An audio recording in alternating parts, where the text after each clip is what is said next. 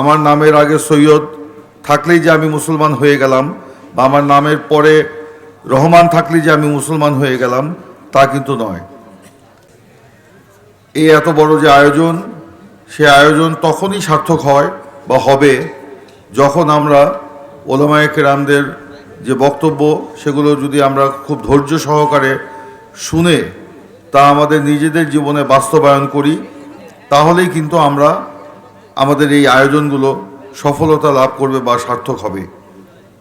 আমরা সকলেই ধৈর্য সহকারে তাদের বক্তব্য শুনব এবং সেগুলো শুনে আমাদের ব্যক্তিগত জীবনে, আমাদের পারিবারিক জীবনে, আমাদের সামাজিক এবং রাষ্ট্রীয় জীবনে সেগুলি আমরা প্রতিপালন করার চেষ্টা করব।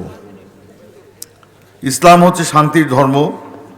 এই ইসলাম সারা বিশ্বে সুপ্রতিষ্ঠিত আছে, কিংবা যেখানে প্রতিষ্ঠিত নাই সেখানেও প্রতিষ্ঠা লাভ করুক, সেটা আমরা মুসলমান যারা আছি তারা সকলেই সেটা চাই।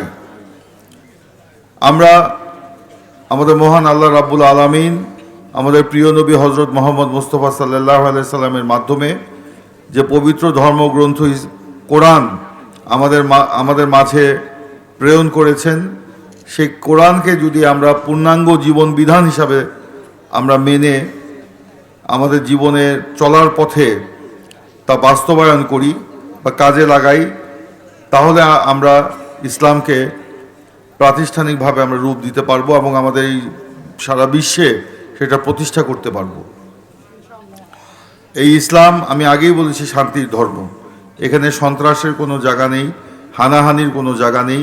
এখানে ইসলাম সবার মধ্যে সম্প্রীতির যে একটা সদ্ভাব গড়ে ওঠে, যে এই পৃথিবীতে আমরা যারা মুসলমান আছি, একে অপরের ভাই কিংবা একে অপরের বোন, ভাই বোন, এই ভাই বোনের যে সম্পর্ক, এই সম্পর্ককে চিরজাগ্রত রাখার জন্যই আমাদের এই ইসলামের যে মূল আদর্শ আছে সেটাকে অনুসরণ করতে হবে। আমরা রুকু সেজদার মাধ্যমে মহান আল্লাহ রাব্বুল আলামিনের আনুগত্য প্রকাশ করি।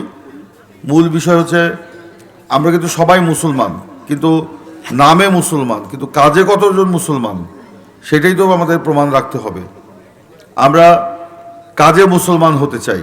আমার নামের আগে সৈয়দ থাকলেই যে আমি মুসলমান হয়ে গেলাম, বা আমার নামের পরে রহমান থাকলেই যে আমি মুসলমান হয়ে গেলাম, তা কিন্তু নয়।